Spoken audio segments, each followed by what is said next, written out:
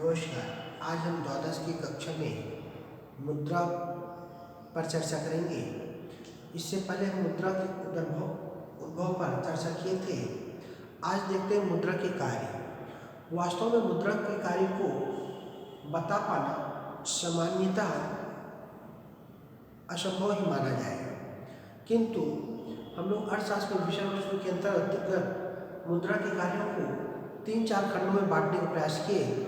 पहला था मुद्रा का प्राथमिक कार्य, दूसरा है मुद्रा का गौण कार्य, तीसरा है मुद्रा का आकस्मिक कार्य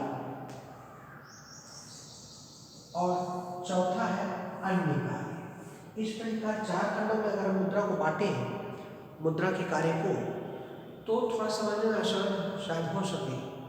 तो सबसे पहले देखते हैं मुद्रा का प्राथमिक कार्य क्या है।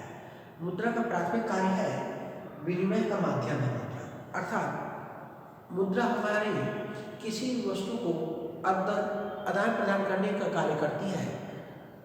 ये सबसे आसान कार्य है। जैसे मान लीजिए मैं किसी से बदले में अनाज लिया और अनाज 1 कुंटल लिया और उसको देना है, तो पैसा देना है तो पैसा कितना दूंगा, या उस अनाज के बदले गेहूं के बदले मान लीजिए मैं गेहूं लिया हूँ, तो गेहूं के बदले मान लीजिए कोई दूसरी वस्तु देना चाहता हूँ, तो उस दूसरी वस्तु को कितनी मात्रा में देना है, ये मुद्रा उस विनिमय कार्य को आसान कर देती है। दूसरा है मूल्य का मापन। मुद्रा का दूसरा प्राथमिक कार्य है कि मुद्रा किसी भी वस्तु के मूल्य को मापने में समर्थ होती है, चाहे वो मनोरंजन के रूप में देखिए, अपने श्रम का मूल्य हो, किसी वस्तु का मूल्य हो, किसी भी चीज़ को मूल्य के रूप में मापने में बहुत ही सहायक होती है। अर्थात उस मूल्य की माप करके हम उसके कार्य को आसान बनाते हैं। तीसरा जो दूसरा कार्य था मुद्रा का, उसको हम लोग गौण कार्य के नाम से जानते हैं। ये मुद्रा का दूसरा कार्य। गौण कार्य के अंतर्गत 3 बिंदुओं को हम लोगों ने यहाँ लिया है। पहला है मूल्य का संचय। गौण कार्य के अंतर्गत हम किसी भी वस्तु के मूल्य का संचय कर लेते हैं। अब मूल्य के संचय के आधार पर उस वस्तु को उस मूल्य के हिसाब से उस व्यक्ति के मूल्य को बाद में आगे पीछे कभी देने का कार्य कर सकते हैं। या ऐसे मूल्य के आधार पर किसी भी वस्तु, किसी कार्य, किसी सेवा, किसी श्रम, किसी उपहार को आकलन करने का कार्य करता है। तीसरा है भावी भुगतान। मुद्रा भावी भुगतान में भी सहायक होती है। मान लीजिए भविष्य में किसी प्रकार का हमें किसी व्यक्ति को भुगतान करना है, उसे राशि देनी है, तो मुद्रा के माध्यम से हम भावी योजना के संबंध में आकलन कर लेते हैं कि भावी समय में हमें इतनी मुद्रा का किस रूप में कितनी मात्रा में दे देना है, भुगतान करना है। तीसरा है मूल्य का हस्तांतरण। मुद्रा मूल्यों के हस्तांतरण को बहुत ही सुगम बना देती है। मूल्य का हस्तांतरण ऐसा कि मान लीजिए किसी कार्य को करने में 3 व्यक्तियों ने मिलकर के कार्य किया है। उस कार्य को करने के बाद उस कार्य के लिए प्रति व्यक्ति को, एक व्यक्ति को कितने रुपए या कितना उसके श्रम का, उसके योगदान का कितना राशि देना है, कितना उसको सम्मानित करना है, उस कार्य के मूल्य का आकलन करके एक व्यक्ति के मूल्य को निकाला जा सकता है। ये मूल्यों का हस्तांतरण उसको दिया जा सकता है।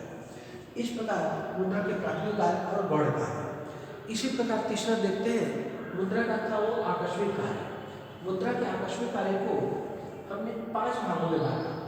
पहला था राष्ट्रीय आय का मापन। मुद्रा के माध्यम से हम अपने देश के, राज्य के राष्ट्रीय आय का मापन करने में सफल होते हैं। आकलन कर लेते हैं कि हमारी आय कितनी वृद्धि हुई, कितनी कमी हुई, क्या परिणाम है। तीसरा आय के वितरण में समानता। मुद्रा की सहायता से हम अपनी आय को वितरित करने में सफल होते हैं कि हमें इस राशि को कितना रुपये में किस रुपये देना है, किस व्यक्ति का कितना पैसा वितरण करना है। तीसरा है अधिकतम संतुष्टि की प्राप्ति। मुद्रा की सहायता से हमें अधिकतम संतुष्टि की प्राप्ति होती है। जैसे यदि हमें किसी व्यक्ति को किसी कार्य के बदले, श्रम के बदले में यदि अनाज दे दें, कोई वस्तु दे, किसी प्रकार का अन्य सामग्री दे, तो व्यक्ति को उतनी संतुष्टि नहीं होती जितनी संतुष्टि उसे मुद्रा के रूप में भुगतान करने से होती है।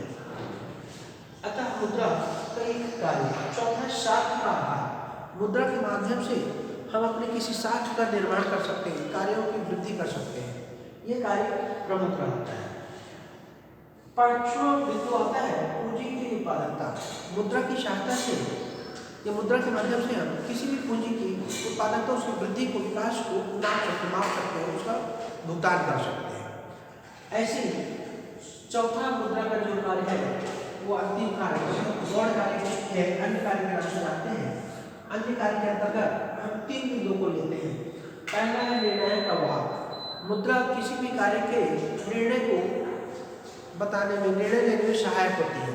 मुद्रा के माध्यम से भी हम किसी प्रकार के कार्य पर निर्णय लेने में सफल होते हैं कि कार्य को करना है, नहीं करना है, किस रूप में करना है।